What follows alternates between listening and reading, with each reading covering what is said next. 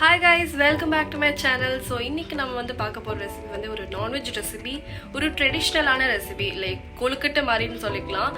அதுலயே வந்து non veg version of it அப்படின்னு சொல்லலாம். ஸோ அந்த ரெசிபி தான் பார்க்க போறோம். That is mutton thikkadi or thakkadi. இந்த ரெசிபிக்கு நான் வந்து ரைஸ் ஃப்ளோர் எடுத்திருக்கேன், அரிசி மாவு. ஸோ இதில் வந்து 2 கப் அரிசி மாவு சேர்த்துக்கிறேன். இதோட ஹாட் வாட்டர் சுடு தண்ணி சேர்த்துக்க போகிறேன், 1 கப் ஆட் பண்ணிவிட்டு மிக்ஸ் பண்ணுங்கள். மிக்ஸ் பண்ண உங்களுக்கு இன்னும் ட்ரை அவுட் ஆச்சுன்னா கொஞ்சம் கொஞ்சமாக வாட்டரை ஆட் பண்ணி திருப்பி மிக்ஸ் பண்ணிக்கோங்க. எப்படி நம்மளுக்கு வந்து பார்த்திங்கன்னா ரொம்ப சாஃப்டான ஒரு டோ மாதிரி வரணும். அதுக்குன்னு சப்பாத்தி டோ அளவு ஹார்டாக இருக்கக்கூடாது, ரொம்ப சாஃப்டாக, கையில் ஒட்டும் கண்டிப்பாக. அண்ட் நீங்கள் நல்லா உருட்டினீங்கன்னா அதுக்கு வந்து ஒட்டாது. அந்த மாதிரி ஒரு கன்சிஸ்டன்சியில் கொஞ்சம் ஹார்டாயிரும். ஒரு ஃபியூ மினிட்ஸ்லேயே வந்து உங்களுக்கு லைட்டாக வந்து அந்த மாய்ஸ்சர் கண்டென்ட் போயிடும். ஸோ இப்போ பார்த்திங்கன்னா உருட்டும் போது உங்களுக்கு வந்து கையில் ஒட்டாது. ஸோ இந்த மாதிரி ஒரு கன்சிஸ்டன்சி வர வரைக்கும் நீங்கள் அதை நல்லா மிக்ஸ் பண்ணிக்கோங்க. தண்ணி ரொம்ப சேர்த்துட வேணாம். ஸோ இந்த மாதிரி ஒரு கன்சிஸ்டன்சி. இப்போ வந்து இதுக்கு வந்து இதை வந்து நம்ம ஸ்டீம் பண்ண போகிறோம். ஸோ இதுக்கு வந்து நான் வாழை இலை எடுத்திருக்கேன். அப்படி இல்லை நீங்கள் பட்டர் பேப்பர் கூட யூஸ் பண்ணலாம். இட்லி சட்டியில் வந்து வாழை இலை வச்சுட்டு அதில் ஆயில் தடவிட்டு இந்த மாதிரி சின்ன சைஸாக நான் வந்து மினி இட்லி சைஸில் வந்து தட்டியிருக்கேன். சில பேர் வந்து பெரிய பால்ஸ்லாம் போடுவாங்க, பட் அதில் வந்து அவ்வளோ இறங்காது. இது மாதிரி சின்னதாக பண்ணிங்கன்னா நீங்கள் வந்து அதோட குக் பண்ணும் போது ரொம்ப நல்லாயிருக்கும். டேஸ்ட் வந்து ஃபுல்லாக இறங்கியிருக்கும் இந்த கொழுக்கட்டைக்குள்ளே. ஸோ இந்த மாதிரி தட்டி ஒரு லேயர் அடுக்கி வச்சுக்கோங்க. பட்டர் பேப்பர் தடவிங்கன்னா பட்டர் பேப்பர் போட்டுட்டு அதுக்கு மேலே கொஞ்சம் கீ அப்படின்னு ஆயில் தடவிட்டு அதே மாதிரி ஷேப்பில் தட்டிட்டு ஈக்குவல் சைஸஸாக தட்டி எடுத்து வச்சுக்கோங்க. இந்த மாதிரி பண்ணணும்.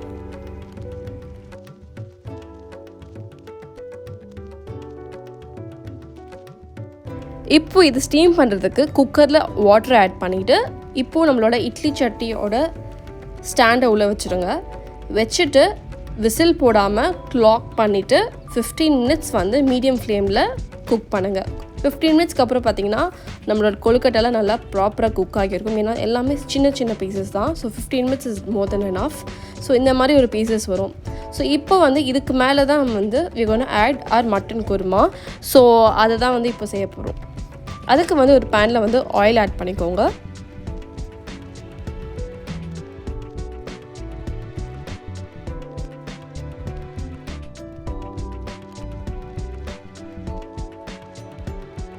ஆயில் சூடானதுக்கப்புறம் இதோட ஒரு பட்டை, ஒரு கிராம்பு, ஒரு ஏலக்காய் சேர்த்துக்கோங்க. அப்புறமா ஒரே ஒரு பச்சை மிளகாய் சேர்த்துக்கோங்க. சேர்த்துட்டு நல்லா மிக்ஸ் பண்ணிக்கோங்க. இப்போ இதோட நம்ம வந்து வெங்காயம் சேர்த்துக்க போகிறோம். 2 வெங்காயம் ஃபைனாக சாப் பண்ணி வச்சுருக்கதை ஆட் பண்ணிக்கோங்க.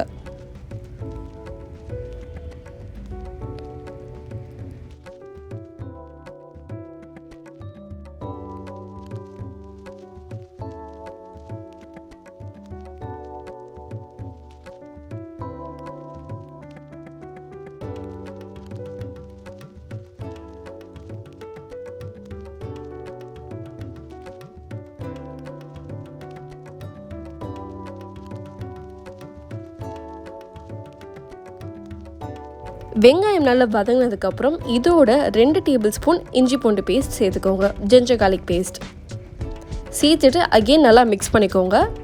ரா ஸ்மெல் போகிற வரைக்கும் குக் பண்ணுங்கள்.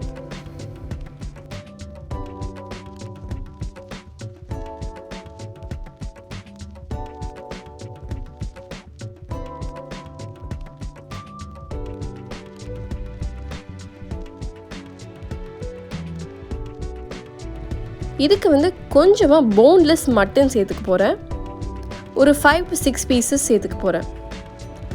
இதையும் ஆட் பண்ணிவிட்டு நல்லா மிக்ஸ் பண்ணிக்கோங்க.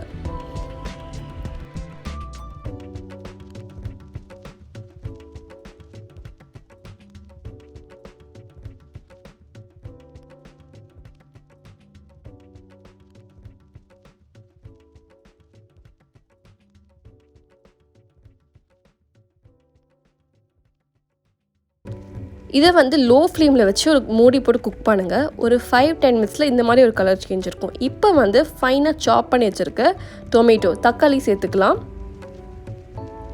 இதுக்கும் நான் 2 தக்காளி எடுத்திருக்கேன். இப்போ ஆட் பண்ணிட்டு அகெயின் நல்லா மிக்ஸ் பண்ணிக்கோங்க.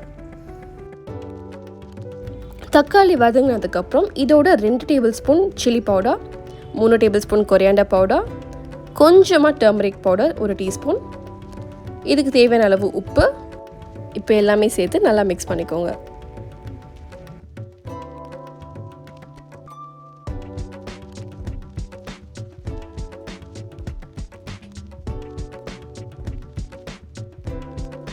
இந்த மிக்சரோட 1 கப் கோகனட் மில்க் சேர்த்துக்க போகிறோம்.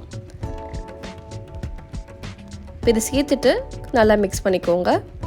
அண்ட் இதோட அகெயின் 1 கப் தண்ணி சேர்த்துக்க போகிறோம். ஸோ தட் மட்டன் நல்லா குக் ஆகிறதுக்கு அளவுக்கு தண்ணி தேவையில்லை. ஸோ அதனால அதுக்கு சேர்த்துக்கிறோம். இப்போ இதை நல்லா மிக்ஸ் பண்ணுங்கள். மிக்ஸ் பண்ணிவிட்டு 15 to 20 minutes நல்லா குக் பண்ணுங்கள்.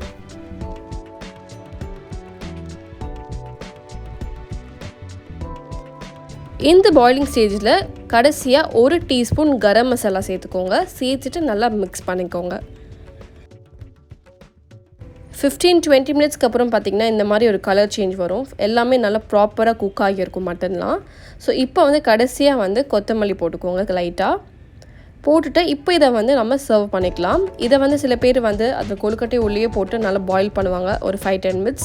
அண்ட் அதுக்கப்புறம் ஒரு 1 or 2 hours அப்புறம் சர்வ் பண்ணுவாங்க. இதை வந்து நான் இப்படியும் பண்ணுறேன். தனியாகவே வந்து கொழுக்கட்டைக்கு மேலே வந்து ஆட் பண்ணிவிட்டு நான் சர்வ் பண்ணுறேன். பட் அது உங்களோட சாய்ஸ் தான் டோட்டலாக. உங்களுக்கு எப்படி வேணுமோ நீங்கள் அதை வந்து ட்ரை பண்ணி பார்க்கலாம். உங்களுக்கு நல்லா ரொம்ப சாகியாக மாய்ஸ்டாக வேணும்னா இதை கொழுக்கட்டையோடு போட்டு அந்த மட்டன் குருமா வந்து குக் பண்ணுங்கள். அப்படி இல்லைனா என்ன மாதிரி தனியாக கூட நீங்கள் ஆட் பண்ணிக்கலாம். If you like this video, like பண்ணுங்க, ஷேர் பண்ணுங்க, கமெண்ட் பண்ணுங்க and also subscribe பண்ணுங்க. Thank you.